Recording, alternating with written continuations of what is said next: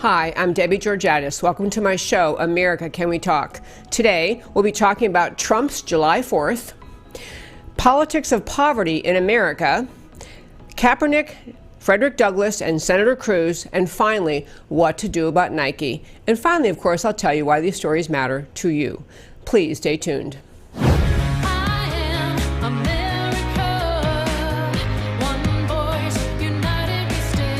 Debbie Georgatos, host of America Can We Talk, is an author, attorney, and political analyst whose mission is to inspire the American political conversation about preserving liberty in the best country on earth.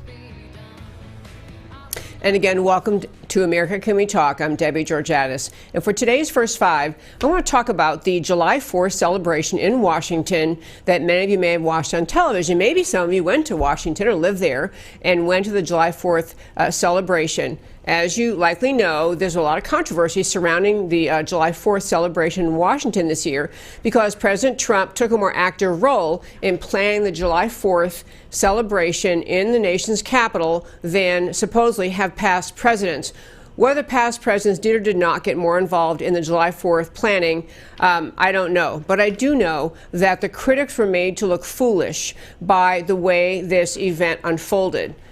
I'll start with two points of criticism. One, there was talk even the day before the July 4th fireworks celebration about the White House was struggling to get crowds there, struggling because maybe thinking they had to pay people to come. I want to start by having Matt, the wonderful producer, show you one of the pictures. We have two pictures of the crowds. If you can even just put it full screen for just a moment. That was, and this is obviously the view toward the Lincoln Memorial, but then there's a second one I think we have in there. The whole point of it was this. The crowds were massive. Massive. And it was not a nice day. People stood in line for hours. It was rainy. And in fact, there were people urging President Trump to consider either delaying or canceling this July 4th celebration because, after all, it was raining. He was not about to do that. He went ahead and did the July 4th celebration. So the first criticism was just kind of, oh, no one's going to want to go. This is so overdone. This is too much. The second one was far more, actually, I would call it nefarious or some other really bad word. But there is a law professor at Harvard, a pretty famous, allegedly bright law professor, Lawrence Tribe. He is among the true Trump haters, just everything President Trump does is wrong, bad, evil, etc. And Lawrence Tribe tweeted out about the plan President Trump had to bring to this July 4th memorial. Basically, he had tanks. He had symbols of our military strength. And so Tribe, law professor Tribe, tweeted out a picture of one of those things in the tanks arriving in Washington for Trump's, and Trump called it the salute to America. Lawrence Tribe said, the resemblance to days before Tiananmen Square is chilling. You have to understand, he's comparing America having a July 4th celebration, showing the world we're back. And there's a lot of significance what Trump was doing. We'll get to in a moment.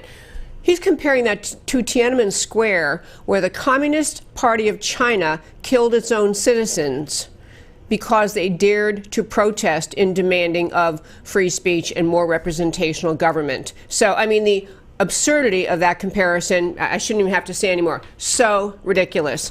But the crowds did show up in Washington, and if any of you watched it, what you saw was President Trump basically celebrating our military, celebrating each branch of the military, having the music play for their particular branch of the military, honoring them, giving a little tribute to their history and founding, what they do, what they stand for. It was the most patriotic and very supportive of America's military July 4th celebration I can even ever recall, especially on that kind of national level. Just truly a wonderful honoring of America's military, which, after all, is the source of our ability to keep America free, to have a strong military able to fend off the wrongdoers in the world. So President Trump did a great job. There was no all the fear that he was going to use this like another campaign rally and go on and on about all his accomplishments. It didn't happen. It was just upbeat, positive, pro-America being strong. And President Trump, apparently, in response to some of the requests of, why don't we just put this off? It's kind of ratty weather. Maybe people won't come. He said, no way. So he showed up, and as did, thousands and thousands. I didn't know the crowd size, but I do know thousands and thousands were there. And all the people that were wringing their hands and fretting and moaning and worrying that somehow President Trump would be corrupting the July 4th, the meaning of July 4th, he was stellar. And he was basically celebrating the idea that America has freedom and continues to have freedom because over the centuries, America's military has been willing to put in the fighting, the presence at foreign countries, just the willingness of our military to stand up for America. In fact, one comment I guess President Trump made afterwards, maybe he said he thought maybe this really upbeat honoring of the military might actually cause more people, more young men, and I guess women, to consider joining the military. So very, very positive, very upbeat. Critics looked, just their typical silly, petty selves. Anyway, it's just a great day to celebrate America. And I wanted to close out our honoring of the July 4th by saying that I'm just really grateful we have a president who's actually proud of America, who actually speaks up for America, speaks happily and just gratefully for about America. So that was July 4th, and that, my friends, is today's First Five. The next thing I want to talk about today, I call this segment kind of politics of poverty in America. And the reason I want to get on this topic today is this. If you watched the Democrat presidential debates or you listened to the speeches of any of the Democrat candidates for president, what you will see in one form or another is the endless presentation of America as being just having too much income inequality, too much wealth inequality, too many people really rich, too many people really poor. In fact, one great example of it was during the presidential debate last week that Senator Elizabeth Warren was participated in. She was given a question. I think it was the first question she got was essentially, America, and the polling in America shows that Americans overwhelmingly, Republicans and voters overall, and even it was a significant plurality of Democrats say that the economy is doing great. They're happy about the economy. It's doing so well. So how, Senator Elizabeth Warren, do you justify what you plan to do if you're elected, a massive increase in taxes, getting rid of the Trump tax cuts? How do you justify that in interfering with this economy, given how well it's, how it's rolling along? And she acted like she was answering another question from another planet. I mean, she basically said, well, this wealth, this economy isn't so great. It's great for the rich people. It's great for the wealthy. It's great for the corporations. It's great for all these ruling elites. But the little guy, he's still suffering. People have to, work two jobs to make ends meet. It was non-responsive to the question she was just asked, which was, hey, people in America are pretty happy about the economy, Senator Warren. Why would you want to mess with it? Well, I want to share a little bit, and I'm going to start with just one graphic that was from my wonderful producer, Matt has. It's titled, the graphic is titled, A Rebirth of Self-Reliance. And it's just a chart that shows what is happening in America under, and it's not just President Trump, because President Trump did bring this economy about through his policies, but it's the policies that caused this rebirth of self-reliance, or put the other way, a reduction in the dependency on government. And I want to go through these numbers a little bit with you, because the point of putting this up is this. In America, we have more and more people working.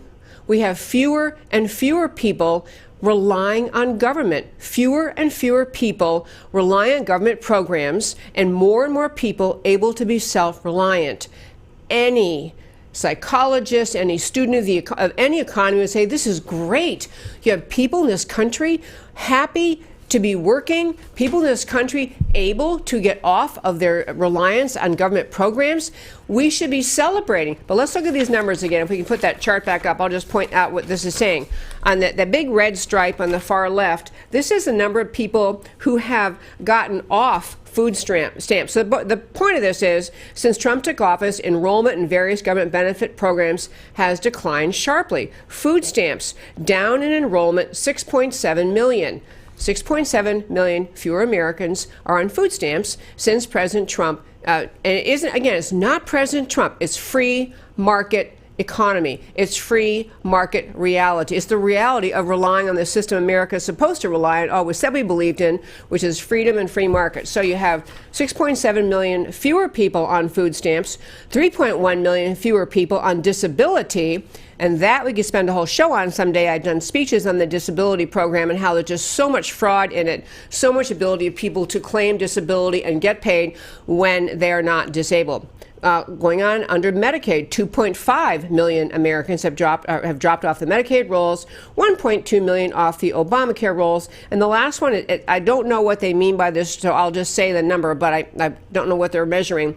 Welfare overall, I guess, 0.8. The point is, this chart is showing you, it is proving in red and white, black and white, but red and white, that the American people are becoming more self-reliant under President Trump / free market economy. This is what is helping people in poverty, not creating more government programs that make them more reliant, that require the government to increase taxes to pay for those programs, but instead having more and more people able to find jobs in a successful free market economy. An economy where the government is inspired, the policies the government puts in place are designed to create jobs, to let private sector businesses flourish so they have the means and the ability to employ more people. This is what free markets are all about. This is what the American economy is supposed to be about. I want to show you another chart that was under the Obama era, and I did show you this chart a few weeks ago. This is just one example of the difference, though, in what happened under President Obama and his policies. Now, remember, we had President Trump. Food stamp reliance down 6.7 million. That is the chart of food stamp increase reliance on, and that's actually, to be clear, a chart showing from 1960, the left-hand side, 1960, and the right-hand side ends at the end of President Obama's second term. The point is that food stamp reliance skyrocketed under President Obama.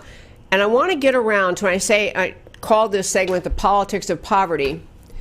The reason this matters so much in America is that when left-wingers like President Obama, like all of the candidates running for president on the Democrat side, when they set out to create economic policy, regardless of the words they say, their mission is to keep people dependent on government, because people dependent on government will continue to vote for the party that creates policies that supply their, whatever it is they're dependent on, supply the programs they are dependent on.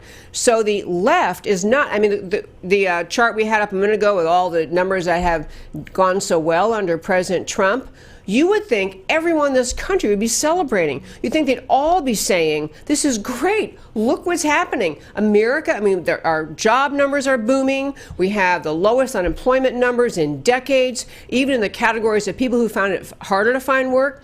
African Americans, Asian Americans, Hispanic Americans, women, all groups are doing better under the Trump economy. And again, it's not Trump personally, under free market principles. This is what is driving the left nuts. They don't want to acknowledge that free markets work, because when free markets work and people don't need the government, don't need to rely on the government, the left is really struggling and stumbling to come up with something they can give you, that they can provide for you. If people are doing well and thriving and succeeding, they don't need the government, and the left cannot stand not to be needed when they're in power. You know, and it's interesting, I wanted to bring this up, especially as we are rolling into the 2020 election season. We have all these candidates. I mean, if you listened to the Democrat Party debate last week, there were two of them, you know, back-to-back evenings.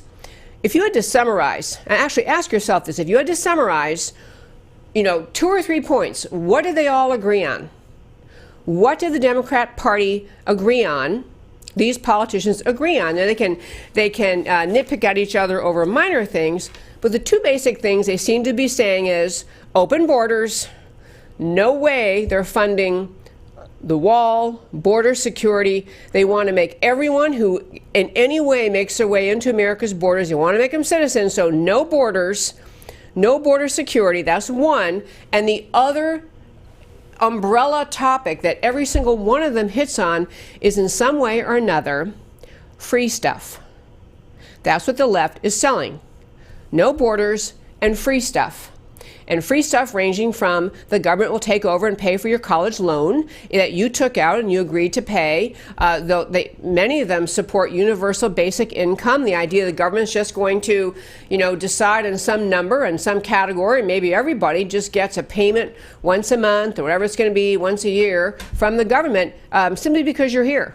So universal basic income, all of them support costly government programs that have to be paid for by taxpayers, which are things like requiring that businesses provide paid family leave, paid leave when you have a baby. The father gets the paid leave too. And again, going back to how government pays for anything, all this free stuff that the left is offering, the free stuff is ultimately paid for by you and me. The government has no money. Government never has any money. The only way government gets money is by taxing people or borrowing it. In both cases, eventually the American people, the people who work and earn money, end up paying for that. That is where we are in this mindset that the left puts out there of telling people you're entitled to free things, you're entitled to free college, you're entitled to free health care, every bit of health care paid for by the government. They're promising the voters in this country other people's money.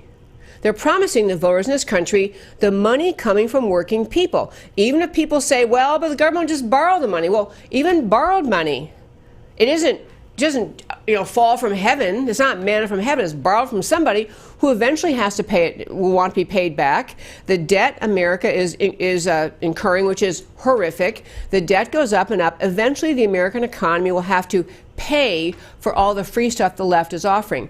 But I want to hit one final point about, or I guess 2 final points about this politics of poverty in America. One is that I really urge you, if you hear friends or your colleagues or anyone say, well, people should have free health care, it's too expensive. Most people can't afford it. They can't afford the kind of insurance they want, and the government should just pay for it. Even if you say, well, yeah, but the government, only is taking the money to give you free health care from taxpayers, and people might say, well, sure, that's fine. Okay, let the tax. That's like pooling our money.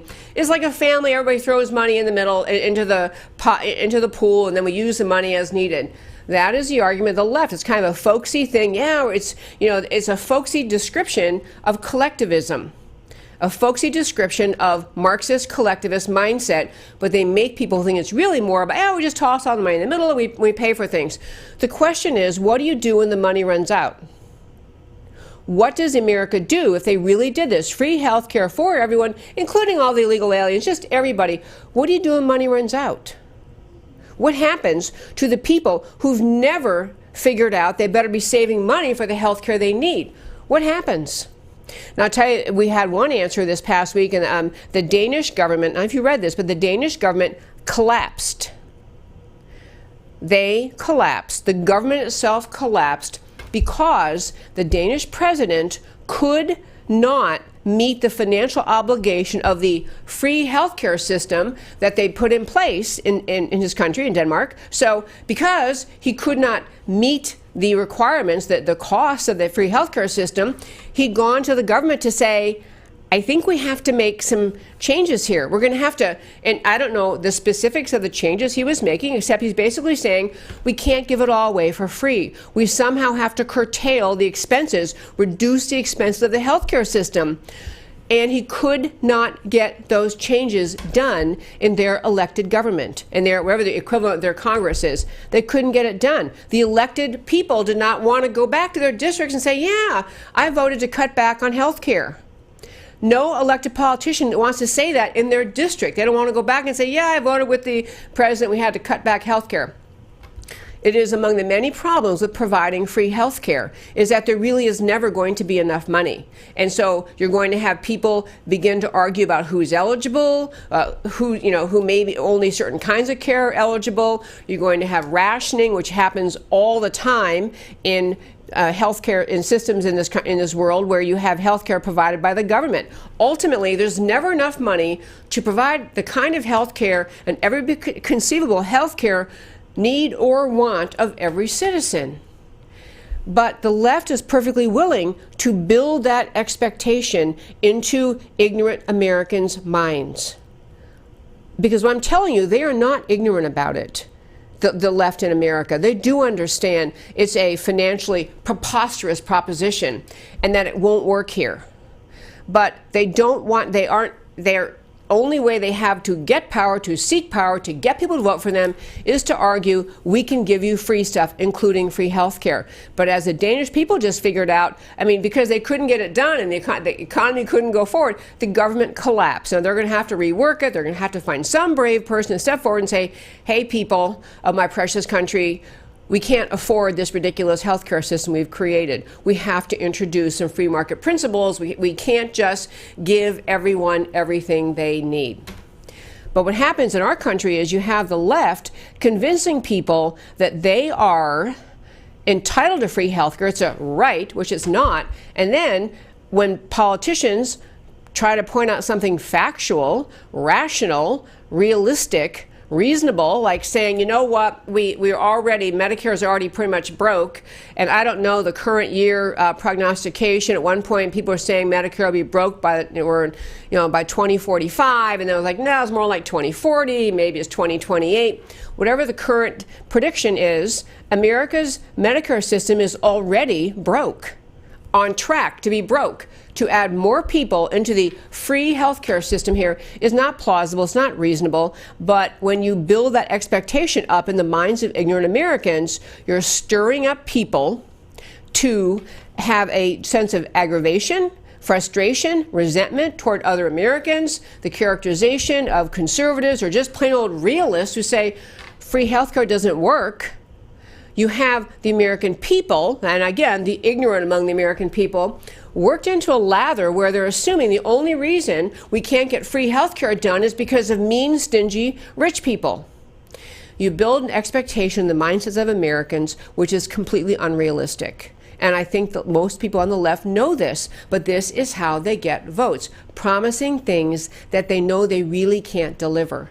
Promising things that are supposedly going to make somehow something that costs money to produce, healthcare, somehow make it free and still high quality and still meet the needs of the people. So I'm gonna try the next few weeks in the show to have one particular congressman here from Texas. Chip Roy is a congressman from Texas, and he's floated a new health care proposal. There are people on the conservative side trying to say we've got to do something with the health care system in America because, frankly, Obamacare messed up the health care system so much. We've got to try to get it back on track. He's got at least a plausible free market-based proposal. I want to get him on if I can. If he's not available, I'm going to run through his proposal.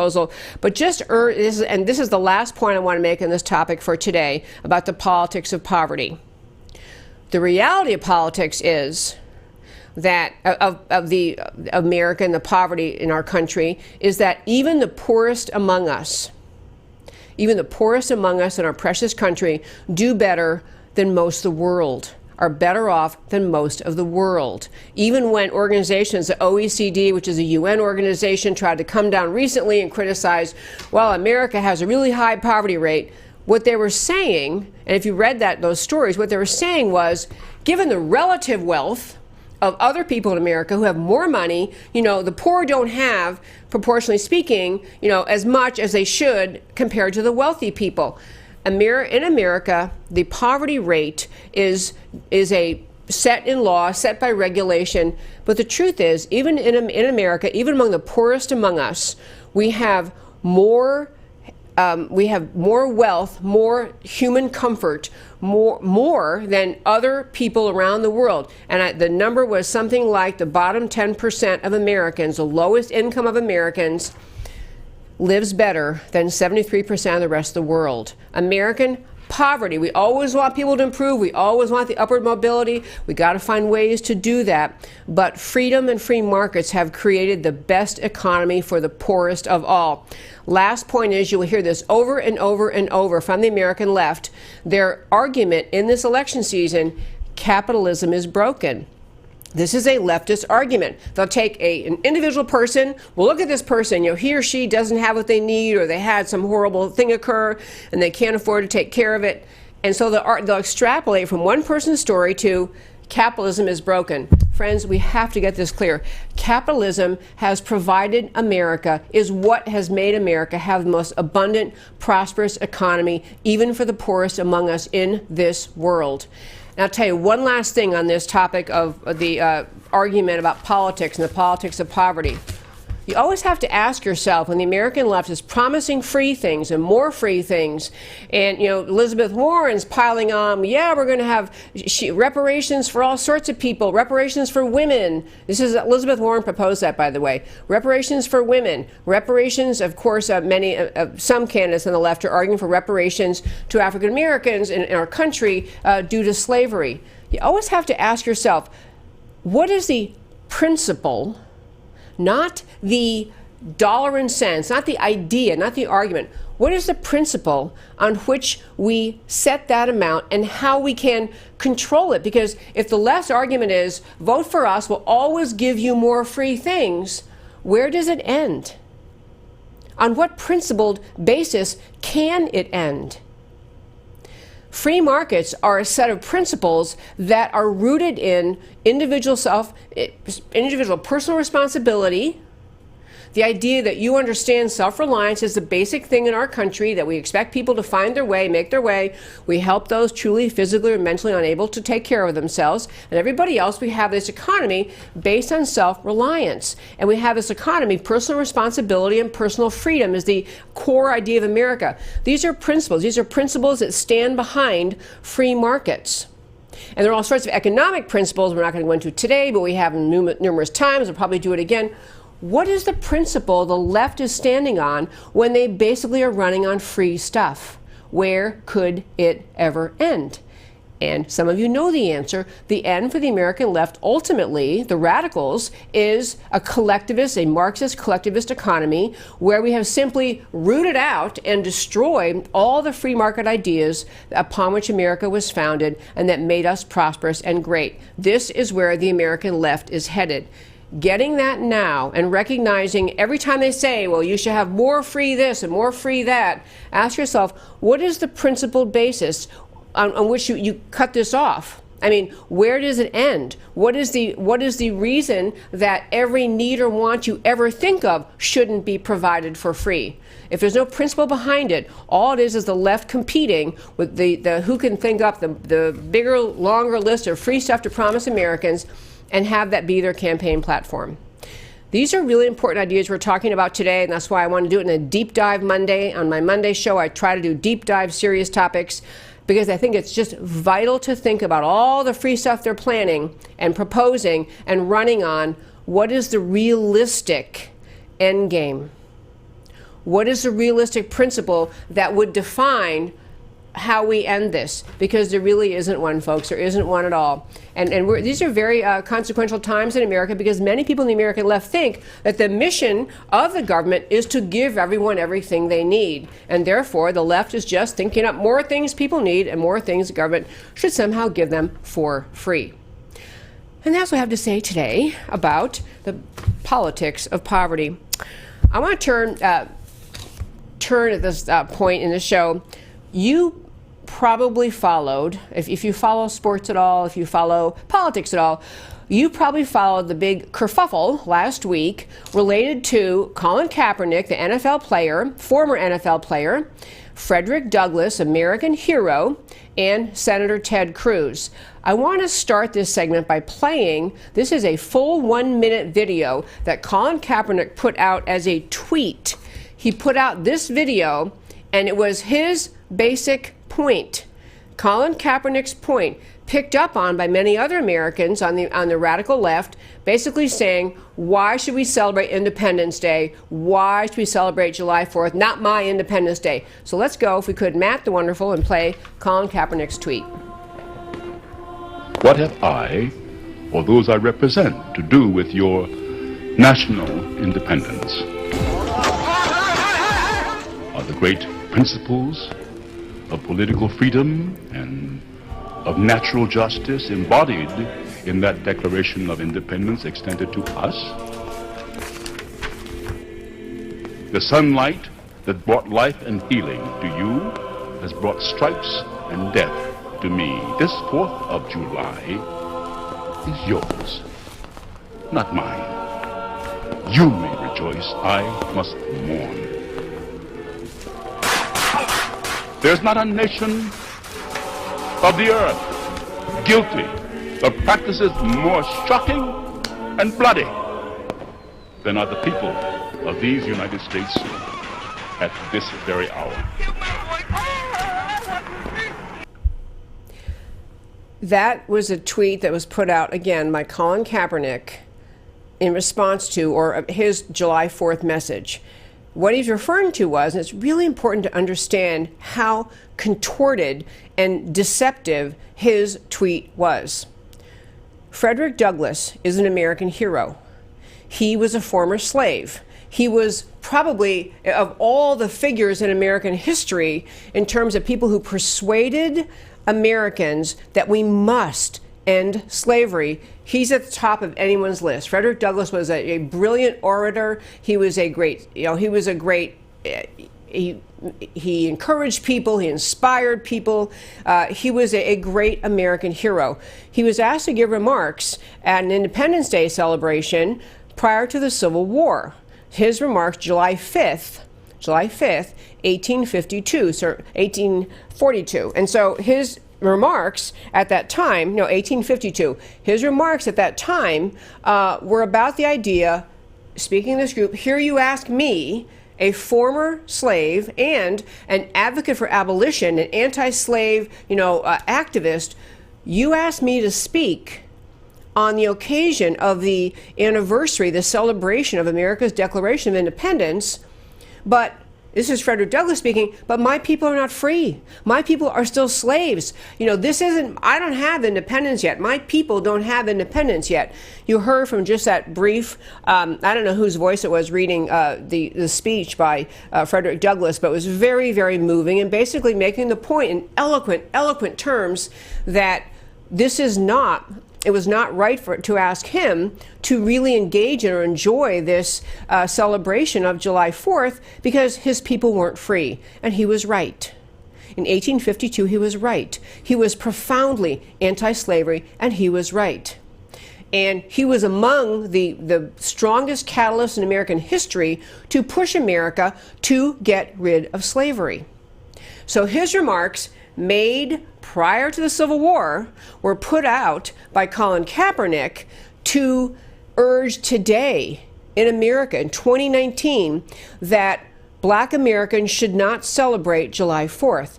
That was his message, because he's harking back to what Frederick Douglass captured and saying, listen what he's saying. We aren't free. Why should we celebrate?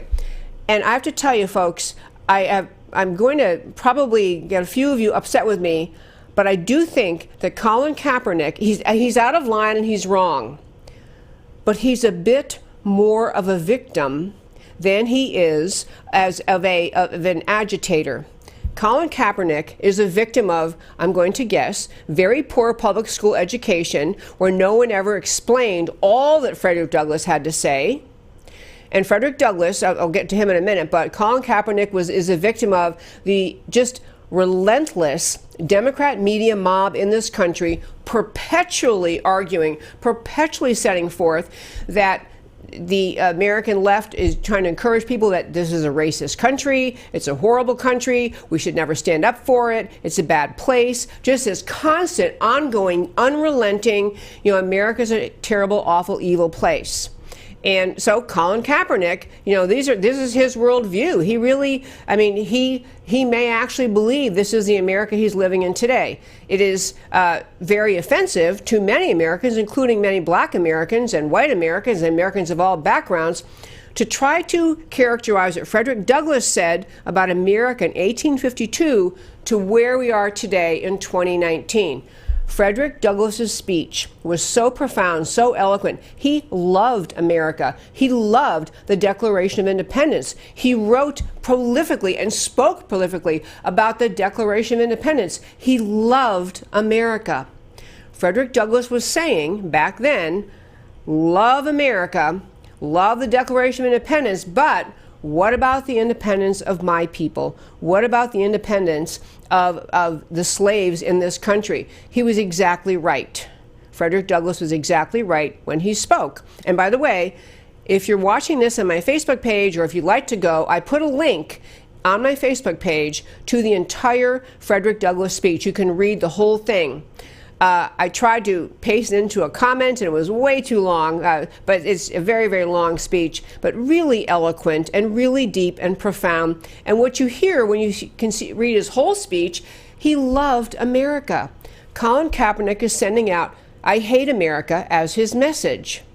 So, how this all, I'm sure you understood how this all came about, but Colin Kaepernick got, he tweeted out that thing about Frederick Douglass. He also is a spokesman for Nike, which I'll turn to in a minute. Not ready for Nike yet, but he tried to, Colin Kaepernick, in representing his views to Nike, so Nike has him as a spokesperson. Nike had planned to issue a shoe, I mentioned this last week on the show, a sneaker commemorating July 4th, and it had the Betsy Ross, the Betsy Ross flag.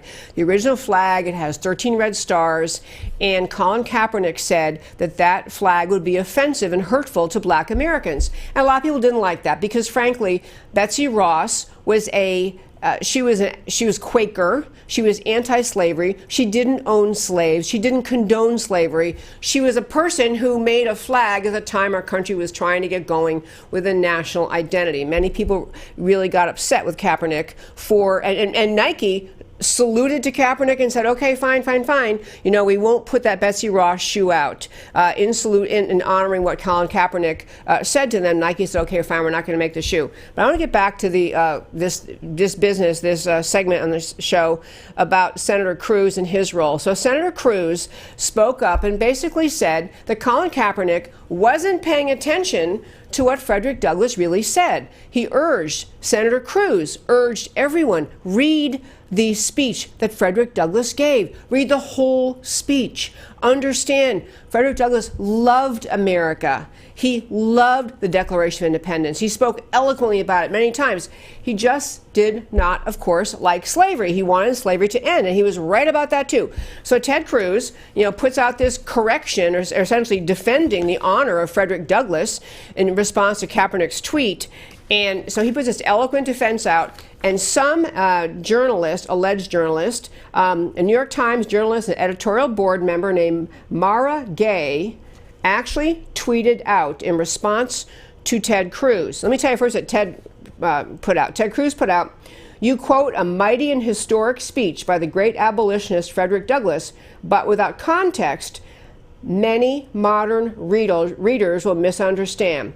Two critical points. And basically, Ted Cruz went on to say that, the whole Frederick Douglass speech was before the Civil War, before slavery ended. And okay, so this New York journalist tweets out, Frederick Douglass is an American hero, and his name has no business in your mouth.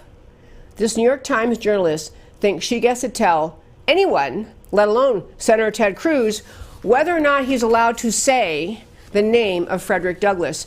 And I raised this, I did this story to kind of get around to the point, it is the same problem with the American left that we were talking about a moment ago, about poverty, and the same thing with respect to race.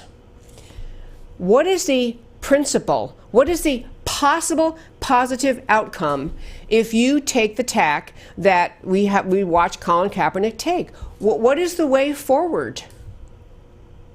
I mean, if Colin Kaepernick says, don't honor July 4th, and here we are in 2019, we've ended slavery, we've ended segregation, Democrat policies both. Democrats put slavery in place, Democrats put Jim Crow laws in place, Democrats had segregation as their law and their party's policy, all Democrat policies, and we've pushed through all of those. In our country, we bend over backwards. We have affirmative action programs. We work very hard to understand each other, communicate with each other.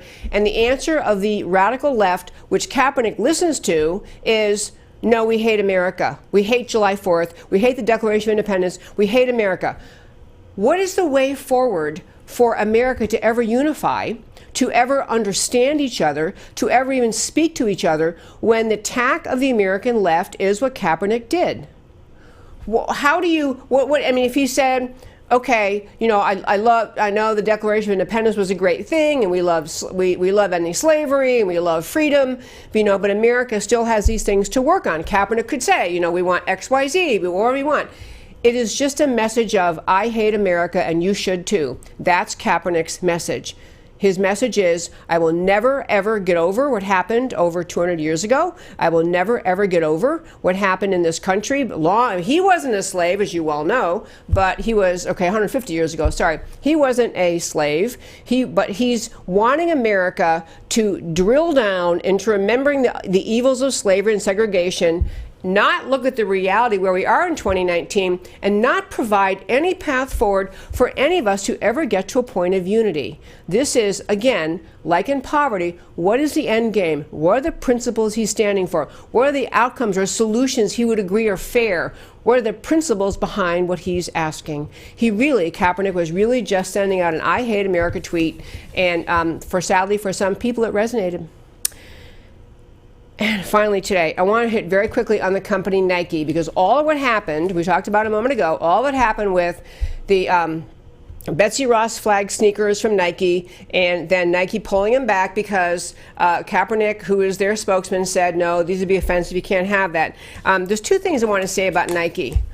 I really do think Kaepernick I'll give him a little bit of the benefit of the doubt. He is just the product, the recipient, the victim of the perpetual outrage mode of the American left, of keeping people outraged, angry, never satisfied, never even willing to have a coherent conversation to move issues forward. The left is always and forever about keeping Americans divided, angry, frustrated, upset with each other. This is how the left rolls. This is how our country, where we are right now in this country on this. And so I really want to, I'm probably going to bother some of my listeners, but I really do want to have this, this discussion about Kaepernick is a little bit more of a victim than a perpetrator. He's not the same kind of perpetrator as some on the left. He's a recipient of the endless manipulation by the left, the kind of perpetual outrage mode. Now turning to Nike. While I can give Kaepernick a bit of a break, I cannot give it that same break to Nike, the company itself. I'm going to tell you two things about Nike. Nike's CEO is a guy named Mark Parker. When you stop and think about why would Nike pull back these shoes, obviously they'd be popular. Why would he pull back these shoes if just because Colin Kaepernick said so? And the answer is money. Nike and their CEO are okay with the idea that they are going to remain supportive of Kaepernick's anti-American message, hate America, accuse America, hate American message. Kaepernick might be somewhat innocent in what he's saying. He just is not informed enough to recognize the modern context. But the CEO of Nike is. The CEO of Nike knows exactly what he's saying, and what he's saying essentially is, we're going to have what Nike. Kaepernick's saying you just can't have this. Nike's saying we'd rather make money. We'd rather make money than and so we'll honor Kaepernick, and so we're just going to let him send this message, this build this outrage in America, which it did. I mean, many Americans, never buy Nike again, walk away from Nike. I'm not buying Nike anymore. I don't like the corporate America has a bigger responsibility than people like Colin Kaepernick have. Corporate America could respond better. They could respond and say, you know what, actually, we're not going to have our company. Nike could say, we're not going to pull back these shoes just because Kaepernick said so. But they think they're making a gamble that supporting the anti-American message of Colin Kaepernick is worth it, and they'll make more money. They are fanning the culture war. Nike's fanning the culture war. They're encouraging division in America, humoring Colin Kaepernick, and going along with his anti-American mindset. And it seems like they're pretty darn okay with that. So on that note, I'm sorry, I'm trying to get okay. So on that note, I want to say with Nike, I am completely with the idea there is a corporate responsibility they have utterly and completely dropped the ball on, and many Americans ought to let them know they don't want to buy Nike while Nike humors this very anti-American message. And now, my friends, it is time for today's First Five. Wrapping up our day. So we had number one, Trump's July 4th celebration. And this is, I always want to tell you, the stories I talk about, they matter to you. The crowd was enormous. They didn't have to pay people to come. Enthusiastic, patriotic, orderly. Trump's speech was a tribute to the country and the military branches that protect it. It was not about him, as the left thought it would be. And this is my last thing, does love of country that was on huge display, is it that triggers the media and the left? And the answer is yes, it does. Tune out the incessant hate Trump, detach from reality narratives for the mainstream media that they are constantly spewing. Solving poverty in America. America's economy is humming for everyone based on free markets at work. We should not make policy about forced wealth redistribution, which is what all the left-wing policies are. Free this, free that is forced wealth redistribution. On snapshots of data, it takes time and persistence to lift people out of poverty, and freedom is already doing that. If wealth redistribution is the answer, who decides how much and for how long? What is the standpoint, the end point of a massive wealth redistribution effort? Where can it end in terms of principle? America should focus on widening our avenues of upward mobility instead of the collectivist wealth redistribution the left is pushing. On Kaepernick, Frederick Douglass, and Senator Cruz, Kaepernick is the recipient, he's a victim, the outcome of left-wing education, media, and politics that revels in perpetual outrage and always focuses on the worst in our history, instead of our tremendous sacrifice to make a more perfect union, end slavery, abolish segregation, and many more things. Frederick Douglass is an American hero. He was profoundly pro-America and profoundly anti-slavery. His sharp denunciation of slavery was one of the many sparks to the war that ended it. Join Senator Cruz in standing up for who Frederick Douglass was and what he said. Kaepernick's read on Douglas' speech was uninformed, to say the least. On Nike, Betsy Ross was an abolitionist. It's one thing for Nike to work collaboratively with paid endorsers. It's another to endorse and uphold historical ignorance, anger, and hatred. Nike is choosing to capitalize on and make money off of ignorance and hatred of America. Buying their products feeds their mission. And that, my friends, is America Can We Talk for today. Please come back every Monday through Thursday, 3 p.m. Central Time. Follow me on Twitter at Debbie Can We Talk. Come to the Facebook page. I urge you to like the page, to share the page. I do this show out of I can't even think of an adequate adjective, out of just enormous love of, support for America, wanting to preserve this precious country, this experiment in human liberty. And that's why I do the show every day, because America matters.